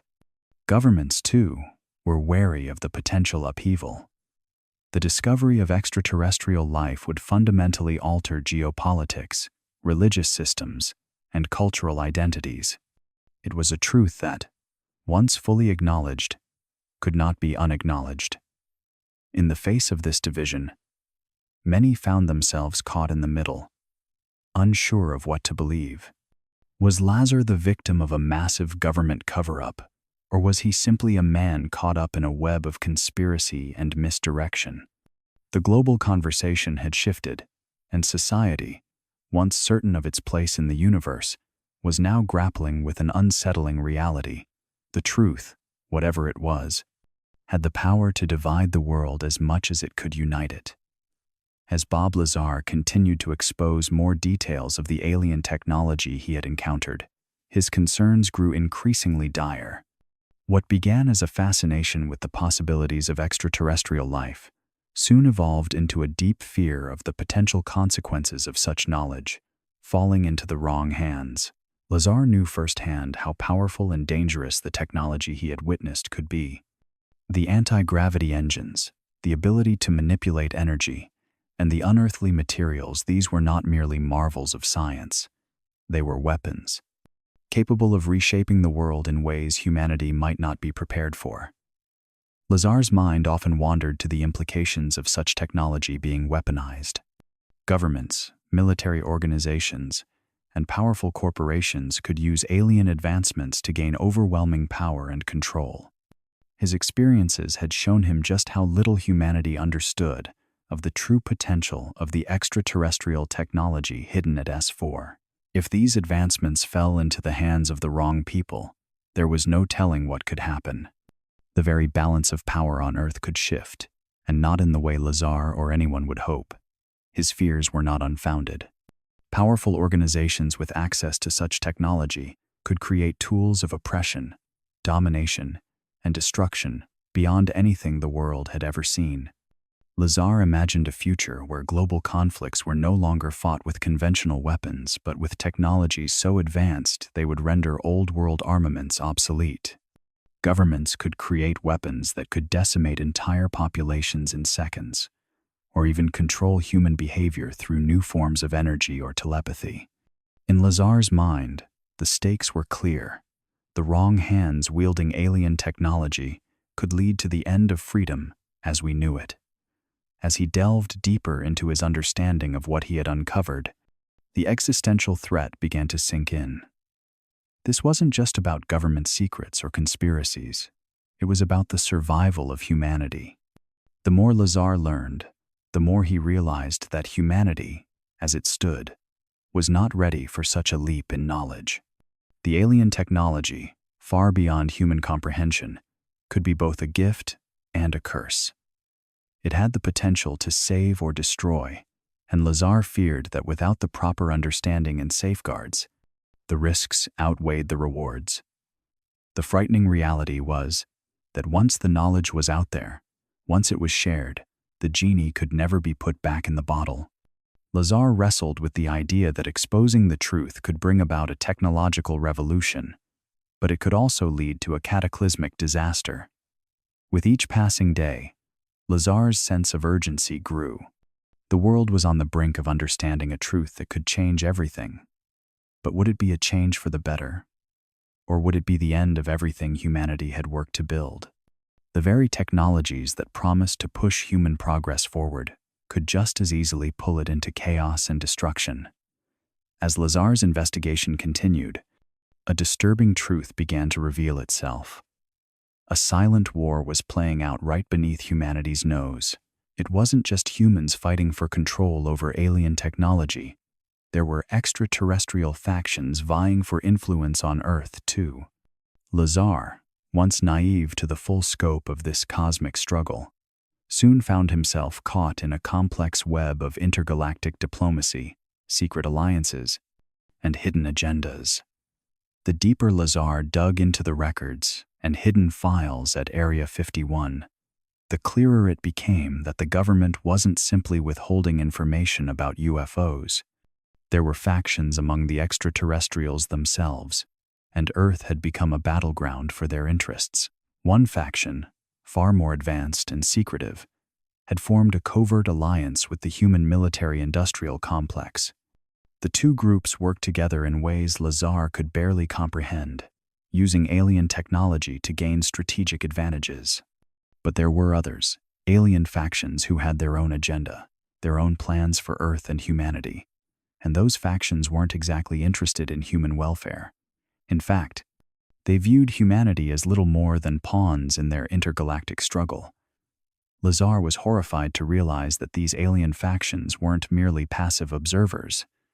They were manipulating human history and evolution for their own ends. Some factions were bent on controlling Earth's resources and bending human civilization to their will, while others seemed determined to keep humanity in the dark, preventing any real technological leap.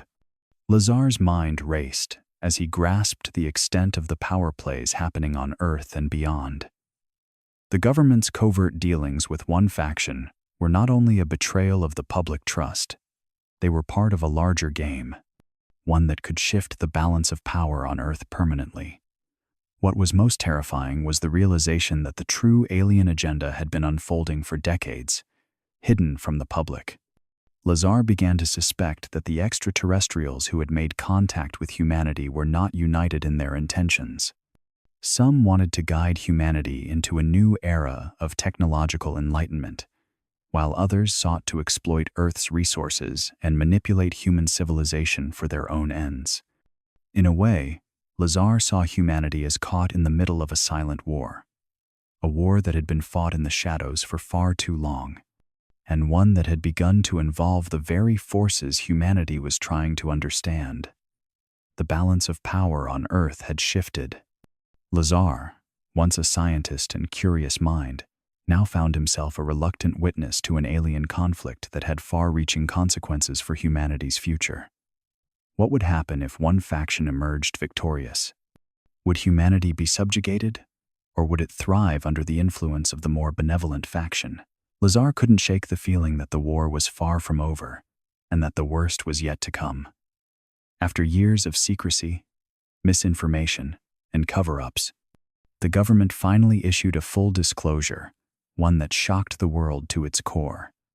The truth, long hidden in the shadows, was finally being brought to light. The existence of extraterrestrial life, once dismissed as the stuff of conspiracy theories and wild speculation, was now acknowledged in a public statement that left no room for doubt. Lazar, whose relentless pursuit of the truth had exposed so many of the government's darkest secrets, stood at the epicenter of the storm. His efforts, his courage in speaking out, had paved the way for this moment.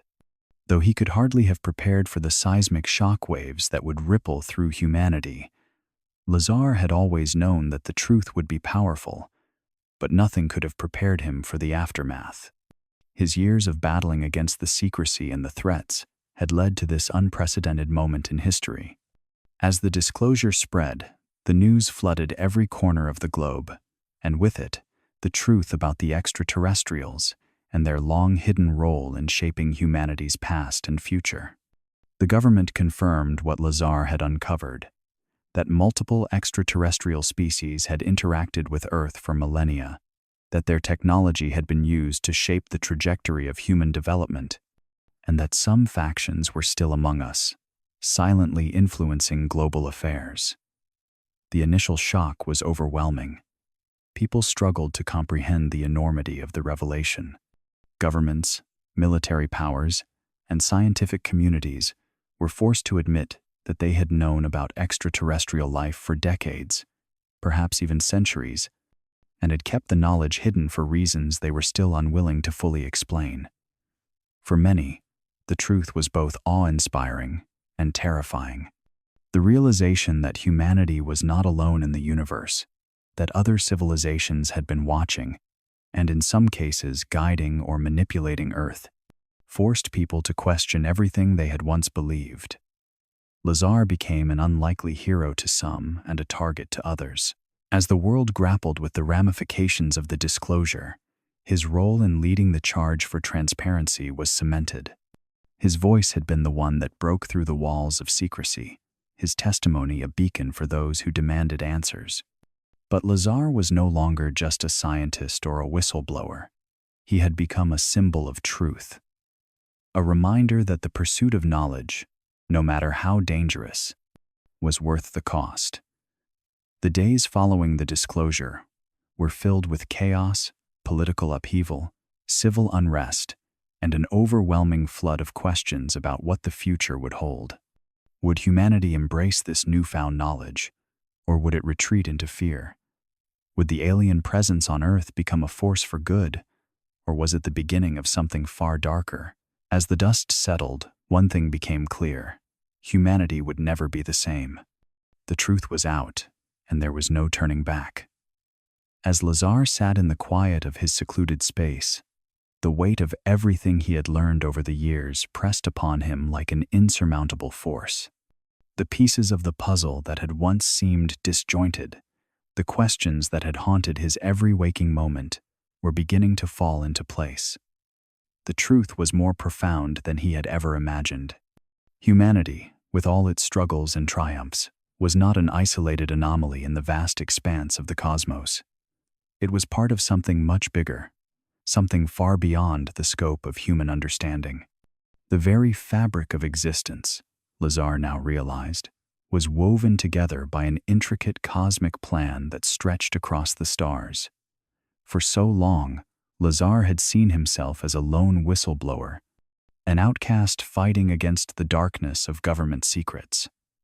But now, with the truth revealed to the world, the significance of his discoveries was becoming clearer. Humanity was not a random occurrence, nor were they an experiment left to unfold by chance. The interconnectedness of Earth to the universe was undeniable. The extraterrestrials that Lazar had encountered were just one thread in a much larger web of civilizations, all interwoven in ways that transcended time and space. It was a humbling thought. For centuries, Humans had looked up to the night sky, wondering if there were others out there, if they were truly alone. And now, Lazar knew for certain that they were not. From the ancient Sumerians to the modern-day alien encounters, Earth had always been under the watchful eyes of beings from beyond the stars. These extraterrestrial civilizations had not only observed humanity, they had been part of its journey, guiding and influencing its development, pushing it forward, and, at times, holding it back. As Lazar reflected on the many civilizations he had learned about, some long gone, others still watching from afar, he felt a deep sense of connection to them. The realization that humanity was just one piece of a much larger cosmic puzzle filled him with awe and humility. He thought of the great mysteries that still lay ahead, the knowledge that was yet to be uncovered. The idea that humanity had never truly been alone in the universe, that there had always been a cosmic family, a community of civilizations, was both liberating and overwhelming. The true revelation, though, was something deeper still. Humanity was not a passive player in this grand scheme. It was part of the plan, and always had been. The question was no longer whether humanity was alone, but how it would move forward now that the veil had been lifted. Lazar knew that this cosmic connection would shape the future in ways that no one could predict. The truth was out, and humanity's place in the universe would never be the same again. Lazar's mind raced as he pieced together the final fragments of the puzzle.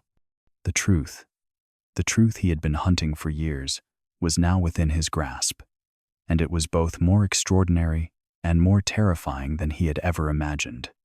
The aliens' presence on Earth was not simply the result of random encounters or their curiosity about humanity. It was a carefully orchestrated plan, one that had spanned centuries, if not millennia. The visitations, the abductions, the secret meetings, each event was part of a larger, far-reaching agenda that had been unfolding since the dawn of human civilization. At first, Lazar had believed the aliens were here to study humanity, to observe its behavior and evolution. He had assumed that their role was passive, that they were simply watching from the shadows. But the truth was far more complex. The aliens had been involved in humanity's development. From the very beginning, they had shaped the course of history in subtle, unseen ways, guiding humanity's progress while keeping their true intentions hidden. Their influence could be seen in the great leaps of human achievement, sudden bursts of innovation, inexplicable advancements in science and technology, even the rise of entire civilizations. All of these were part of a larger design, one that was aimed at preparing humanity for something much greater than it could imagine. The aliens, Lazar realized, were not simply observers. They were active participants in the evolution of life on Earth. They had a hand in humanity's genetic makeup, in the creation of technology, in the formation of ancient structures and sacred sites. Their involvement was deep, ingrained in the very fabric of human existence. But their ultimate purpose, the one Lazar had uncovered, was even more startling. The aliens weren't just interested in guiding humanity. They were preparing it for a new phase of existence, a phase in which Earth would play a pivotal role in the larger cosmic community. Humanity was on the cusp of a monumental transformation, one that would elevate it beyond the confines of Earth and into the broader universe. The aliens had come to Earth not just to observe or guide, but to ensure humanity's survival in the face of a looming cosmic shift. There were forces beyond the planet, forces that would soon make contact, and humanity was not prepared to face them alone. The aliens' presence on Earth had always been about one thing: preparation. They had been laying the groundwork for a future in which humanity would join the greater cosmic fold, and they were ensuring that Earth would be a key player in that future. As Lazar stood at the threshold of this revelation, he realized that the ultimate secret, the one that had eluded him for so long, was the truth about humanity's role in the universe. The aliens had not just visited Earth. They had made it a vital piece of a much grander plan. Humanity's destiny was not limited to this planet, and the aliens had been working tirelessly to shape the future of Earth and its people. What remained now was whether humanity could rise to meet the challenges that lay ahead, and if it would embrace its place in the cosmic order. The truth had come to light, but with it came a torrent of emotions: fear, awe, disbelief, and even hope. Humanity stood at a crossroads, its future uncertain, as it confronted the revelation that it was not alone in the universe. For centuries, we had looked up at the stars, wondering if there was life beyond our world. But now, that question had been answered. The challenge, however, was not just understanding the truth, but how to adapt to it. The implications of extraterrestrial existence were vast and far-reaching, affecting everything from our sense of self to our place in the cosmos. The world was divided. Some embraced the truth with open arms, filled with excitement at the possibility of joining a galactic community, eager to learn from advanced civilizations. They saw this as an opportunity to leap forward, to break free from the confines of Earth's history and make strides in technology, science, and understanding. They imagined a future where humanity would no longer be limited by borders, by wars, or by the smallness of human perception. Instead, they envisioned a united Earth, collaborating with extraterrestrial beings to unlock the mysteries of the universe, sharing knowledge that could propel us into an era of unprecedented prosperity and enlightenment. But not everyone shared this vision. Many felt threatened, their world turned upside down by the knowledge that Earth had been under the watchful eye of extraterrestrial beings for so long. The revelations brought forth fears: fear of the unknown, fear of the power and technology the aliens possessed, and fear of losing control over our own future. There were those who wondered if we were ready for the responsibilities that came with this knowledge, or if we were simply too primitive, too fragile, to be trusted with such power. The fear that humanity might be used or manipulated by forces beyond our comprehension lingered, and with it came the uncertainty of what role Earth would truly play in the larger galactic community. The future was not set in stone.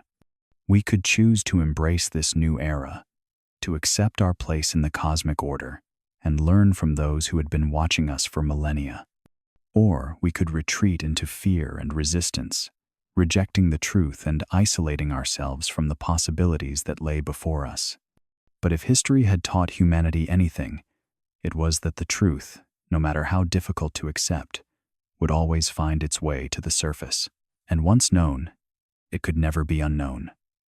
As we moved forward, we would need to balance our hopes with our fears, to open our minds and hearts to the idea that we were part of something much larger than we had ever imagined. The future of Earth was no longer just in our hands, but in the hands of the universe itself.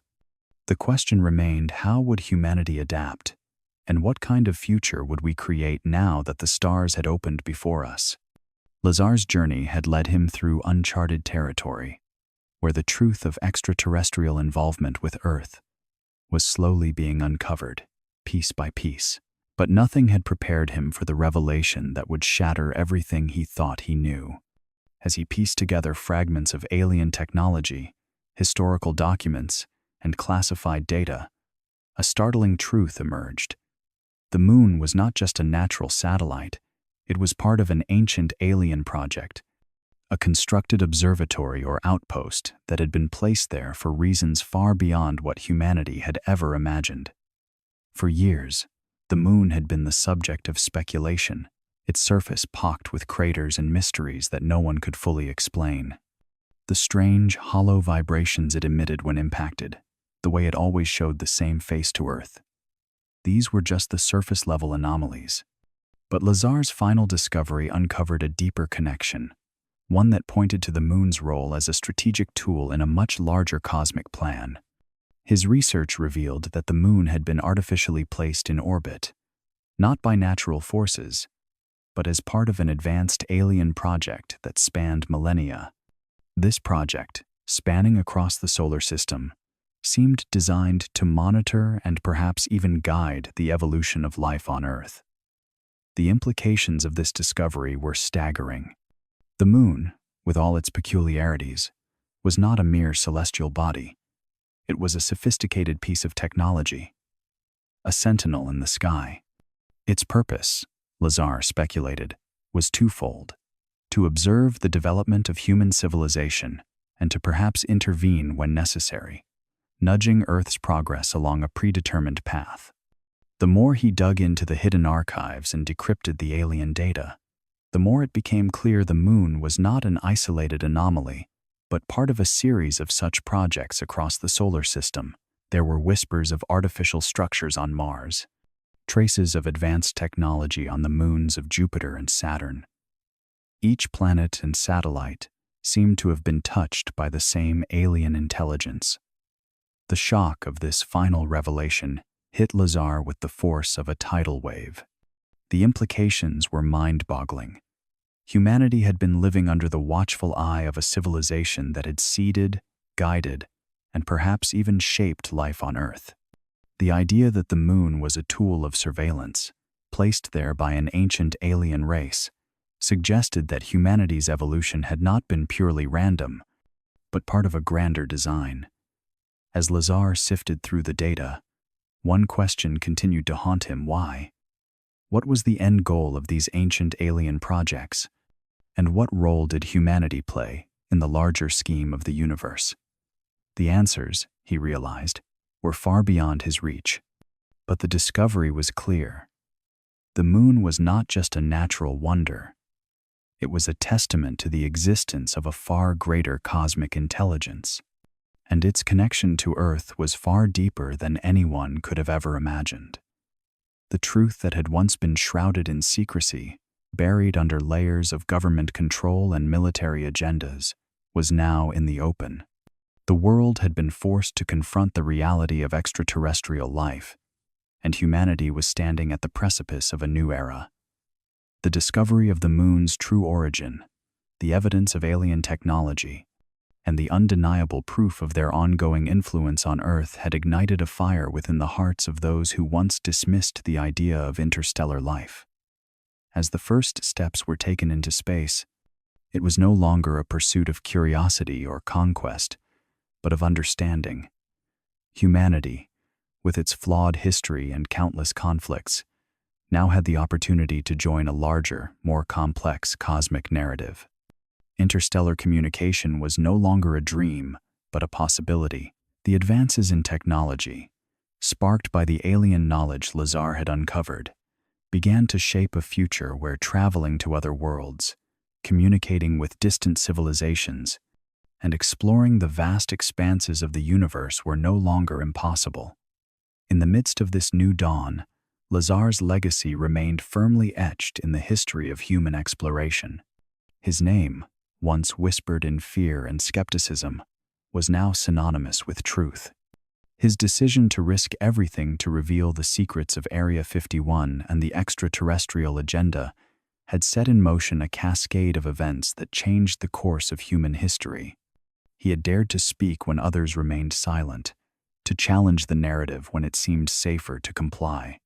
His courage and determination to uncover the hidden truths had paved the way for future generations of scientists, explorers, and thinkers who would continue to unravel the mysteries of the cosmos.